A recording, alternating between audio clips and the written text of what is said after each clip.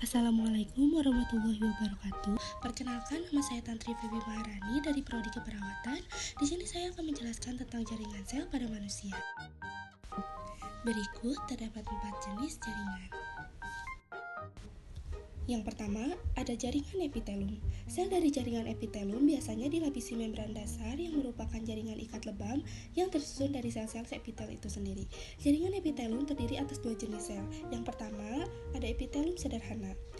Biasa ditemukan di permukaan yang bersifat absorptif atau sekretorik, di mana lapisan tunggal meningkatkan proses ini.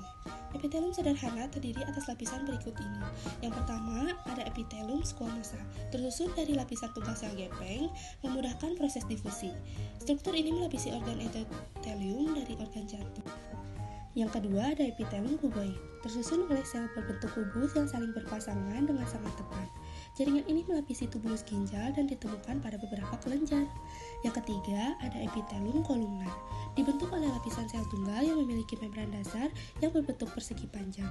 Epitelum ini ditemukan melapisi organ saluran cerna dan terdiri atas bermacam-macam sel. Sebagian dari lapisan epitelum ini mengabsorpsi untuk produk pencernaan. Dan yang terakhir, ada epitelum bersilia. Silia adalah substansi yang menyerupai rambut dan berukuran sangat kecil yang berada di permukaan bebas sel epitel kolumnar. Epitelum bersilia biasanya melapisi saluran tubuh tertentu, misalnya tuba Fallopi dan jalan napas. Epitelum ini melakukan gerakan seperti gelombang untuk mendorong materi atau substansi ke satu arah. Yang kedua, ada epitelum berlapis. Fungsinya untuk melindungi struktur yang mendasari terhadap kerusakan proses mekanik akibat penggunaan substansi yang terus-menerus. Epitelum berlapis terdiri atas 2 jenis, yaitu yang pertama, epitelum squamosa berlapis, terdiri atas sejumlah lapisan sel yang memiliki berbagai bentuk yang menunjukkan sel matur dan sel yang baru terbentuk. Jenis epitelum ini terbagi lagi atas 2 lapisan berikut. Yang pertama, epitelum berlapis tidak berkeratin, ditemukan di permukaan basah yang bergantung pada proses mekanik. Yang kedua, epitelum berlapis keratin, ditemukan di permukaan kering yang tergantung pada proses mekanik. Yang kedua, ada epitelum transisional, terdiri atas beberapa lapisan sel yang berbentuk pir. Jaringan ini ditemukan melapisi kandung kemih. Yang selanjutnya, ada jaringan ikat. Jaringan ikat merupakan jaringan yang paling banyak di dalam tubuh. Jaringan ini memiliki substansi interselular yang sangat banyak. Sebagian besar jaringan ikat memiliki suplai darah yang baik. Sel jaringan ikat terdiri atas sel terfiksasi dan sel yang bebas bergerak. Berikut adalah sel jaringan ikat yang terfiksasi. Yang pertama, ada fibroblast. Fibroblast menghasilkan kolagen dan serat elastik serta matriks ekstraselular. Fibroblast terutama aktif dalam perbaikan jaringan atau penyembuhan luka, di mana fibroblast saling berkaitan pada permukaan luka atau membentuk jaringan granulasi setelah kerusakan jaringan. Biasa ditemukan pada jaringan yang sangat aktif seperti hati dan limfoid. Yang kedua, ada sel lemak. Sel ini ditemui dalam bentuk tunggal atau berkelompok dalam banyak jaringan ikat dan khususnya banyak terdapat di jaringan adiposa. Sel ini memiliki beragam banyak ukuran dan bentuk berdasarkan jumlah lemak yang terkandung di dalamnya. Yang ketiga, ada makrofag. Sel ini penting dalam mekanisme pertahanan tubuh. Aktivitas sel ini khas pada setiap sistem pertahanan tubuh di setiap organ, misalnya monositi darah, fagositi alveoli paru, sel Kupffer di sinusoid hati, fibroblast di nodus limfa dan limfa, serta sel mikrogial di otak. Yang berikutnya ada sel yang bergerak bebas. Yang pertama ada leukosit atau sel darah putih. Neutrofil beremigrasi dalam jumlah besar saat infeksi untuk pertahanan jaringan. Yang kedua ada sel plasma. Sel ini berkembang dari limfosit B. Sel plasma menyintesis dan menyekresikan antibodi pertahanan spesifik ke dalam darah dan jaringan. Yang ketiga ada sel mas. Ditemukan di jaringan ikat longgar dan di bawah kapsul fibrosa dari beberapa organ, misalnya hati dan limfa, serta dalam jumlah banyak di sekitar pembuluh darah. Sel mas menghasilkan heparin, histamin, dan zat lainnya yang dilepaskan saat sel rusak akibat penyakit atau cedera. Heparin membantu mencegah koagulasi darah. Jaringan ikat terdiri atas 5 jenis, yaitu yang pertama, jaringan ikat longgar. Jaringan ini ditemukan pada hampir setiap bagian tubuh yang elastis dan memiliki daya rentang.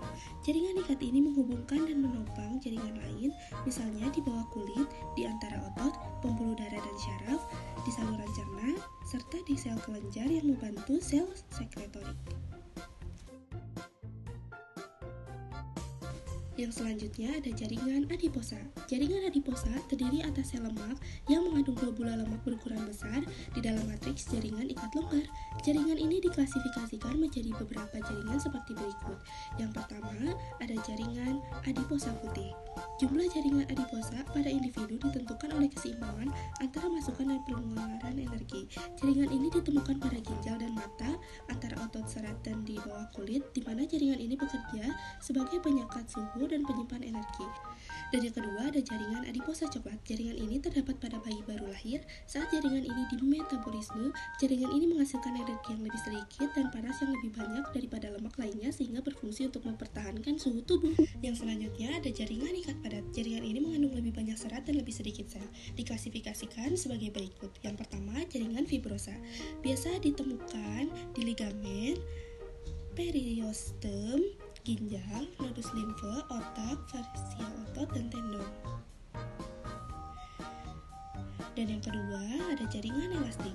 Jaringan elastik mampu melakukan gerakan ekstensi dan melentur. Biasanya, jaringan ini ditemukan pada organ di mana regangan atau perubahan bentuk diperlukan. Misalnya, dalam dinding pembuluh darah, trakea, bronkus, serta paru-paru.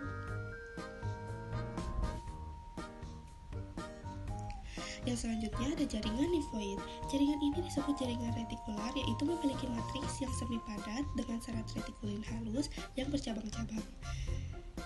Biasanya ditemukan pada nodus limfe dan seluruh organ. Yang selanjutnya ada kartilago atau tulang rawan, adalah jaringan yang lebih keras daripada jaringan ikat yang lain. Sel-sel ini tertanam di dalam matriks yang ditunjang oleh serat kolagen dan elastik. Terdapat 3 jenis kartilago, yaitu yang pertama ada kartigohyalin, merupakan jaringan polos berwarna putih kebiruan, memberikan fleksibilitas permukaan yang mengepang dan halus untuk pergerakan sendi. Kartilagohyalin biasa ditemukan di ujung tulang panjang yang membentuk sendi, iga, laring, trakea, dan bronkus. Yang kedua, ada fibrokartilago. Merupakan jaringan yang penopang, yang keras dan sedikit fleksibel. Biasa ditemukan di bantalan antara badan vertebrata dan diskus intervertebrata. Dan biasa juga di lingkaran soket tulang pinggul dan sendi bahu. Yang ketiga ada fibrokartilago elastik, terdiri atas serat elastik berwarna kuning yang melapisi matriks padat. Fibrokartilago menopang dan mempertahankan bentuk, misal pina atau lobus telinga, tunika media, dinding pembuluh darah. Yang selanjutnya ada jaringan otot. Jaringan otot mampu berkontraksi dan berelaksasi sehingga memfasilitasi pergerakan di dalam tubuh dan tubuh itu sendiri. Kontraksi otot memerlukan suplai darah untuk memberikan oksigen, kalsium, nutrien yang cukup serta untuk mengeluarkan produk sisa. Terdapat 3 jenis sel kontraktil. Yang pertama, jaringan otot rangka atau lurik. Jaringan ini di bawah mikroskop berbentuk silinder, distimulasi oleh impuls saraf motorik yang berasal dari otak dan spinalis serta berakhir di taut neuromuskular. Yang kedua, ada jaringan otot polos. Digambarkan sebagai serat yang tidak memiliki garis lurik serta involucre. Otot ini memiliki satu inti sel di tengah-tengahnya. Otot polos ditemukan di organ kosong atau berongga seperti saluran napas, ureter, duktus kelenjar, saluran cerna, kandung kemih, serta uterus. Yang selanjutnya, jaringan otot jantung. Jenis otot ini hanya ditemukan di bagian dinding jantung. Di bawah mikroskop, otot jantung memiliki lurik-lurik seperti otot rangka, tetapi inti selnya hanya satu. Setiap serat memiliki inti sel dan satu cabang atau lebih. Ujung sel dan cabang yang satu dengan yang lain terletak berdekatan. Dan yang terakhir ada jaringan syaraf. Sel saraf tidak dapat beregenerasi seperti sel tubuh lainnya. Jika sel saraf rusak, sel ini tidak dapat diganti seperti sel lain. Fungsi sel saraf adalah berespon terhadap stimulus dan mengantarkan impuls melalui serat saraf ke struktur lainnya. Ada 2 jenis jaringan yang ditemukan dalam sistem persarafan, meliputi bagian-bagian seperti berikut. Yang pertama, sel yang mudah dirangsang. Sel ini disebut neuron, di mana sel ini menginisiasi, menerima, mengonduksi, dan mengirim informasi. Neuron terdiri atas akson, badan sel, dan dendrit. Yang kedua, sel yang tidak dapat dirangsang juga disebut sel glia yang menunjang neuron. Berikut sedikit penjelasan dari saya Wassalamualaikum warahmatullahi wabarakatuh.